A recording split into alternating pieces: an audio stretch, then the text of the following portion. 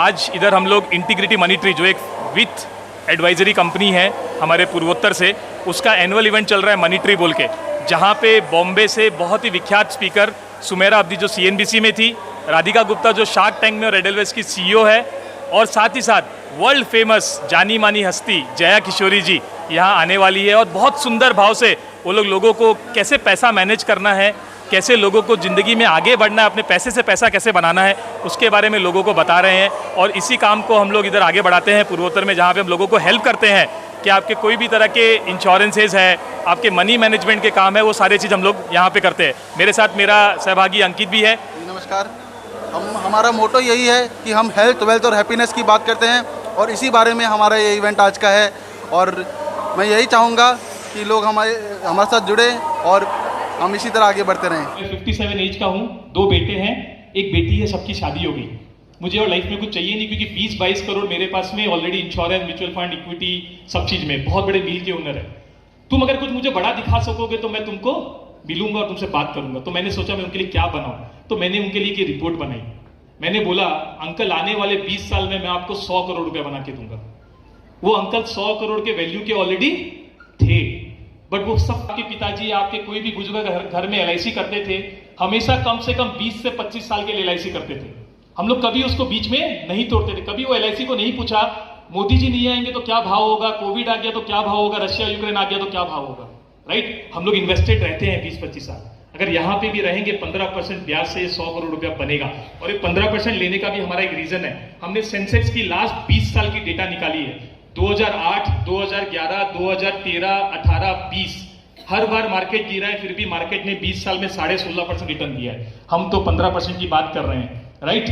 एक और, मैंने 5 वर्स्ट म्यूचुअल फंड डेटा निकाला है कि अगर मैं आपका अच्छा एडवाइजर भी नहीं हूं, मैं आपका खराब से खराब एडवाइजर हूं, अगर मैं खराब से खराब फंड भी सेलेक्ट करता हूं, तब भी आप देखिए लास्ट 20 साल में 16.5%, 25 साल में 17.5% है। तो ये 15% में जो 100 करोड़ बन सकते हैं, मैंने वो सपना देखा है।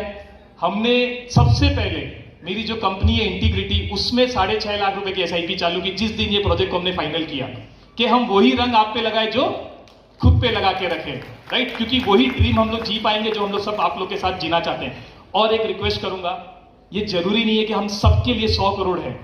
हम में से कुछ लोगों के लिए 50 करोड़ होंगे, कुछ लोगों के लिए 25 करोड़ होंगे, और कुछ लोगों के लिए शायद वो 10 करोड़ भी हो सकते हैं। सपना देखना जरूरी है, बड़ा सपना देखना जरूरी है। ये नहीं कि मैं जिस दिन सोचूंगा उसी दिन उतना बड़ा काम करूंगा। अगर मैं आज 6.5 नहीं कर सकता, जरूरी नहीं है मैं 65 करके भी 10 करोड़ रुपए बना सकता हूं। कोशिश कीजिए, एक बहुत जबरदस्त फॉर्मूला है जो कंपाउंड इंटरेस्ट का फॉर्मूला जो SIP में काम करता है, और इट इज अ वंडर।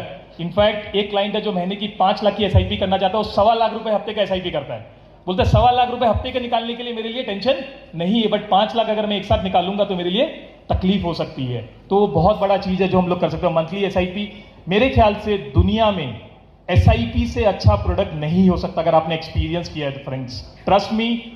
क्योंकि मुझे लगता है कि जो आपके बड़े बड़े सपने हैं ना, ये छोटी छोटी SIP कंप्लीट कर सकती है। और हम सबके लाइफ में बहुत बड़े सपने हैं, चाहे वो जो भी सपने, तो उसके लिए हमें प्लान करना बहुत जरूरी है।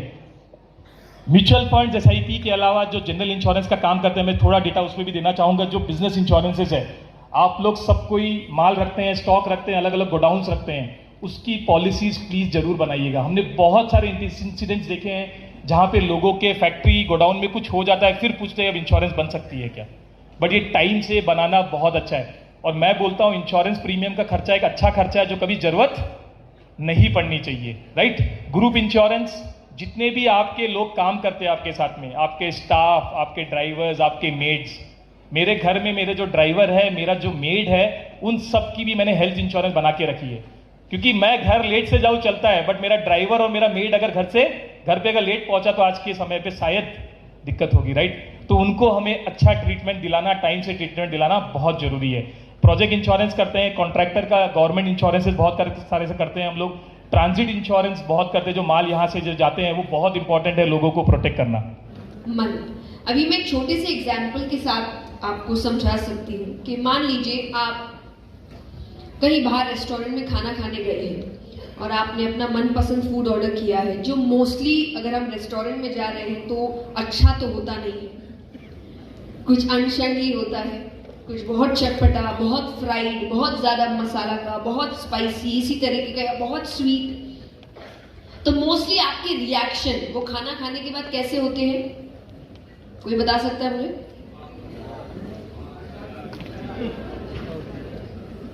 चलिए मैं करके दिखाती हूँ। मजा आ गया, करेक्ट? यस और नो? लेकिन वही जब आप घर का दाल चावल खाते हैं तब आपका रिएक्शन क्या होता है?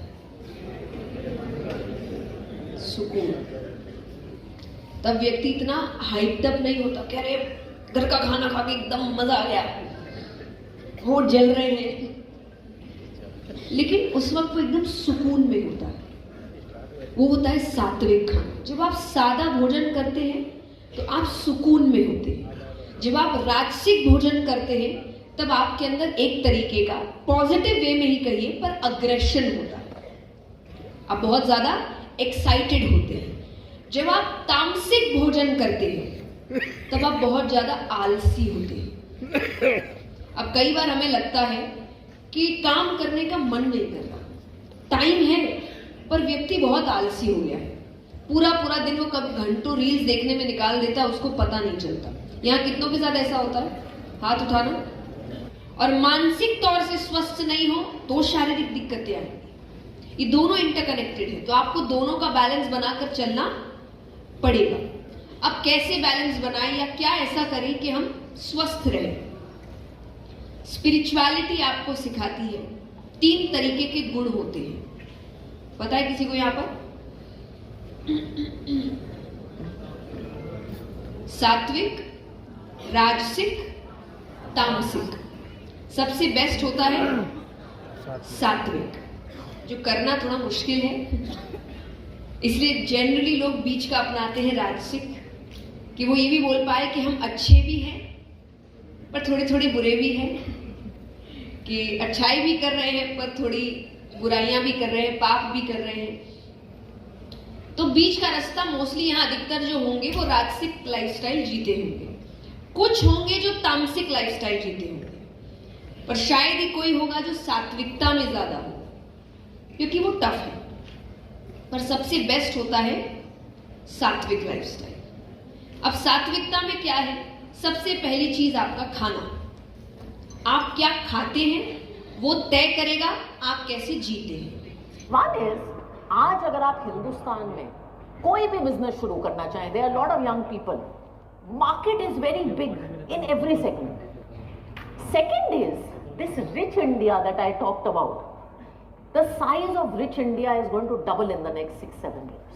You are going to go from 120 million upper and middle income households to almost 200 million. In very simple terms, all of you are living in a rich country जो दुगनी होने वाली है. Now, the third story I want to tell you is about consumption. So US में some interesting things are happening in Western economies. आप लोगों ने सुना होगा, कुछ लोग कह रहे हैं कि भाई बच्चे नहीं करने हैं, या कुछ लोग कह रहे हैं कि शादी ही नहीं करनी, वर्थ ही नहीं है. A debatable point. And more divorces are happening. If you look at the US in 1970, 50 years ago, nuclear families were large. लेकिन न्यूक्लियर फैमिली कम होती गई है, ऐसा चाइना में भी हो रहा है. अच्छा, हमारे यहाँ फैमिली स्ट्रक्चर ओरिजिनली क्या था? Joint family, great. बट हमारे यहाँ क्या हो रहा है? जॉइंट फैमिली कम हो रही है. Smaller nuclear units are getting created. Now I show you something interesting. By 2008, what percentage of India do you think had become a nuclear family? Any guess? So 1 out of 3 households by 2008 had become nuclear. Today 1 out of 2 households in this country is nuclear. And अगर आप नए घर देखें जो बनते जा रहे हैं, 75% of them are nuclear. Now why is Radhika talking about nuclear families? अच्छा, the simplest question I'll ask you today. घर का कंजम्पशन कौन चलाता है? सच बोलिए, आदमी लोग सच बोल दीजिए. आपको शायद पता नहीं है लेकिन लेडीज चलाती हैं. Ladies take 70% of the consumption decisions in the world. They may not let you believe it, but they do. Now, in a joint family, that consumption is controlled by a matriarch who is the mother-in-law. In a nuclear family, it is a younger, more spending daughter-in-law. And typically, as you are laughing, जब control सास से बहू के हाथ में जाता है तो खर्चा बढ़ता ही है, कम नहीं होता. And she said, यार सस्ती थी तो मैं ले आई. And then he said, यार हर चीज सस्ती महंगी के बारे में नहीं होता. But उस टाइम चाइना में सामान सस्ता मिलता था क्योंकि लेबर कॉस्ट बहुत कम थी. आज हिंदुस्तान में लेबर कॉस्ट बहुत कम. So this is the first story I wanted to share. दो देश 15 साल का. अच्छा, आप लोगों को गुवाहाटी में लगता है क्या कि आजकल लोग हर चीज पे खर्चा बहुत करने लगे हैं, है ना? अभी ये मनी ट्री की these guys were giving me an example who was telling me कि उनके फ्रेंड का 40th बर्थडे था, 300 लोगों को मेफेयर में बुलाया. 300 लोगों, and it gets better. They had 3 DJs from out of town and they had a party of 2 days. This is the madness that has started happening in this country. मैं तो बहुत travel करती हूँ. Let me tell you some more Mayfair stories. Have you guys heard of a hotel called Khyber? Khyber's rooms are priced at 50,000-60,000 rupees a night. तभी भी सिफारिश लगानी पड़ती है कमरा मिलने के लिए. You know, there is a builder called DLF जिसने रेजिडेंशियल फ्लैट्स 80 करोड़ के लॉन्च किए in Delhi. They are sold out overnight and it gets better. आजकल शादियों का सीजन चल रहा है. I think shaadis are big here also. The ladies would know कि लोग 1-2 लाख देते हैं मेकअप करवाने के लिए. और यार इट्स इवन वर्स कि साड़ी ड्रेप करने के लोग 50,000 रुपए देते हैं.